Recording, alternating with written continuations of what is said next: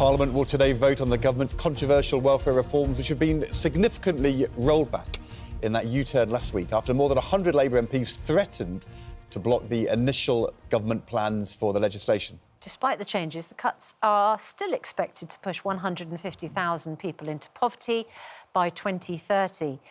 Now, the Business and Trade Secretary, Jonathan Reynolds, joins us now. You're here to tell us about parental leave, Jonathan Reynolds, on the day when this hugely controversial bill with this rebellion is going through Parliament. So people might ask, how come there's money for parental leave but not for welfare for those with disabilities? Well, the first thing I'd say is, we're launching a really important review of parental leave today. So the UK has quite a confusing system of parental leave. 8 different parental leave entitlements are available. Very confusing for business. Not particularly generous, but also a lot of people aren't even taking what they could currently take. So 1 in 3 new dads takes no paternity leave at all. Shared parental leave is relatively new. Hardly anyone is taking that. So I want to give families the best start in life. I think there are real benefits for society from having that, and I want to do that properly. I want to look at how work's changed through self-employment or how family has changed through things like kinship care. So that's a really important piece of work. On your question on welfare, I mean, look, let's be clear. Spending on PIP, which is what we're talking about today, has doubled in the last 5 years. It's £22 billion a year. It's going to go up a lot, come what may. Right, so I think what we're looking at today is, first of all, yes, a system that controls some of those costs, because I need to have public support for any system. That's absolutely integral to keeping the welfare state there to support people. But also, frankly, what we're talking about today is a better system. It's got a lot of improvements in there. I would say at the minute we're spending a lot of money that's gone up by a huge amount in the last few years for outcomes that no one thinks are any good. I mean, 1 in 8 young people is NEET, not in employment, education or training. 3 million people are out of the workplace through a health condition. 1 in 10 people of working age on a benefit. So it's about a better system. Yes, control the costs, but it's got to be a better system. But you've already U-turned on the system. You've acknowledged that what you introduced in the first place is wrong. You've given in to the rebels. But meanwhile, the OBR assessment of the current proposals, 150,000 people pushed into poverty. I mean, you're talking about parental leave, supporting families, offering help for families. Surely the biggest issue for families is that they're not in poverty. Well, first of all, there is no change under our proposals to existing claimants. So no one is going to be pushed into anything because there'll be no change in their circumstances. I accept the impact assessment you're talking about talks about a hypothetical projected rise in future cases, but it's not people being pushed into anything here and now. But it also says, as I think you would acknowledge, that it can't take account for that modelling, the big increase in support for people to get them back into work. I mean, look, let's be really candid about this. That doubling of spending from 11 to £22 billion a year on PIP, I'm not aware that's had any beneficial impact on reducing poverty. I don't think anyone looks at it and says it's a positive system. So I want to stress there's no change for existing claimants, but there is a set of proposals here that include more support for people to get them back into work going forward, changes to making sure, for instance, that people with severe conditions aren't reassessed, that stresses them out and wastes money, a right to try, additional support for the basic element of universal credit going up because that's been frozen while the health element's gone up and the set of perverse incentives that come from that. So look, we're going to be spending more money. We're trying to spend it in a better way. Yes, control costs, that's important for anything, but deliver a better system. OK, just to point out, PIP is not related to work, and a number of people who are on PIP do in fact work and say that if they don't get PIP, they won't be able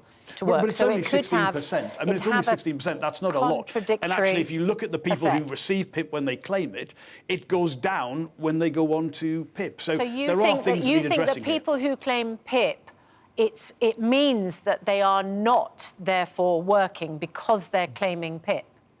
It prevents you can people claim from PIP working. and be in work. That's right. But the figures are very small. And the point is you can never properly... There is no welfare spending solution to tackling the considerable problems of poverty in the UK. It's got to be about a combination of both.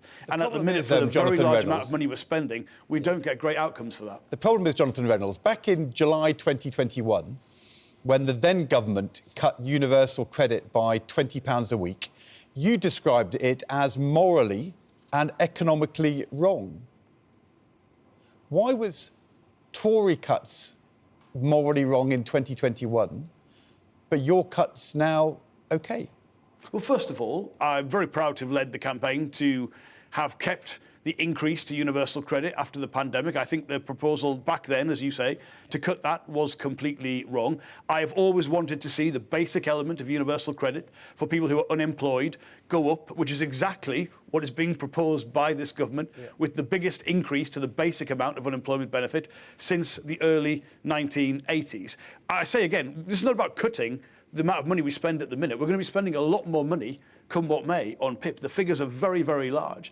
But I would say the big change from 2021 to now is, since the pandemic, we've seen this incredible increase in people who are not going back into the labour market. We have an international outlier. No other country has had the increase in disability benefit spending we've had. No other country has got a situation where there are fewer people in the workplace, haven't gone back to the pre-pandemic employment level. So that there are real things to fix. But your argument with the U-turn from last week is that now existing PIP claimants are not going to lose. It's only going to be future PIP claimants, which is, as you said, could lead to a hypothetical increase in poverty. But your argument is because existing claimants aren't losing, it's OK. Well, I think we've listened to the concerns that colleagues had.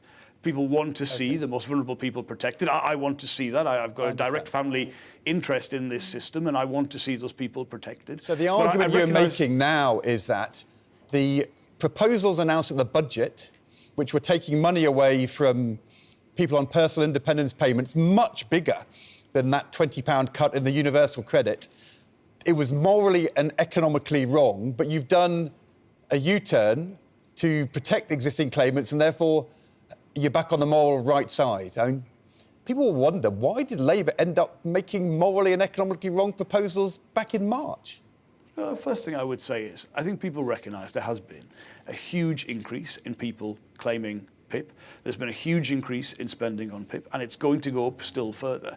It is always incumbent on us to make sure that money is going to the people who need it the most, that we're protecting the most vulnerable.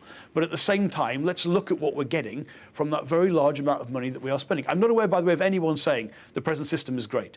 Everyone, I think, even if they're not supporting the proposals today, starts off by saying we do need to reform it. We do need to look at this. And actually, I think there's a set of things we're putting forward, including more support if people want it to get back into the workplace, including protecting the most vulnerable people from reassessment, and fundamentally working with disabled people and disabled groups on co-production of how the PIP system should work going forward, the descriptors, the point system that you go through in order to get it.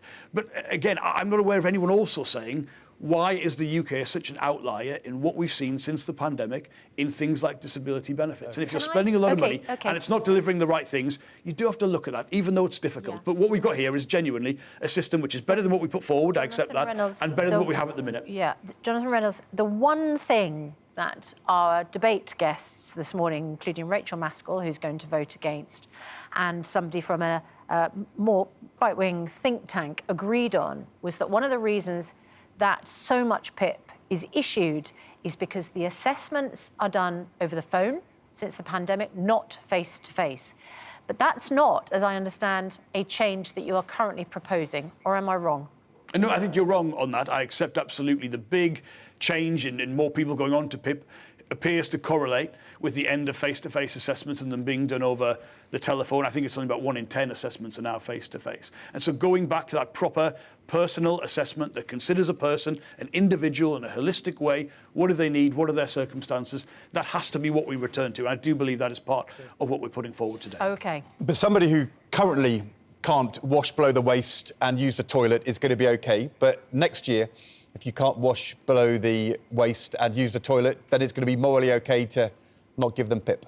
No, I completely disagree with that. And I'd say that there is simply no way you can give people a justice they deserve by doing a hypothetical case like that without looking at their individual circumstances in a proper way. It's not hypothetical cases. It's very many thousands of our viewers who have been emailing and texting us about this very situation. It's in your word, hypothetical, because they aren't having it taken away. But the reality is they are not going to get the money next year. And on the basis of your own government's assessment, poverty will rise by 150,000. That's not hypothetical. That's people's lives. Let me just answer the question. If we're spending £22 billion a year, going up to nearly £30 billion a year by the end of this Parliament, I am absolutely certain we can spend that on a way that quite rightly protects the most vulnerable people. If we're spending £30 billion a year and we're not protecting a vulnerable person, I think that's a case for looking at that system, quite frankly, into how it works going forward. I say again, on that projection, no one's circumstances who are receiving PIP right now will be pushed into poverty. They'll get exactly what they get at the minute.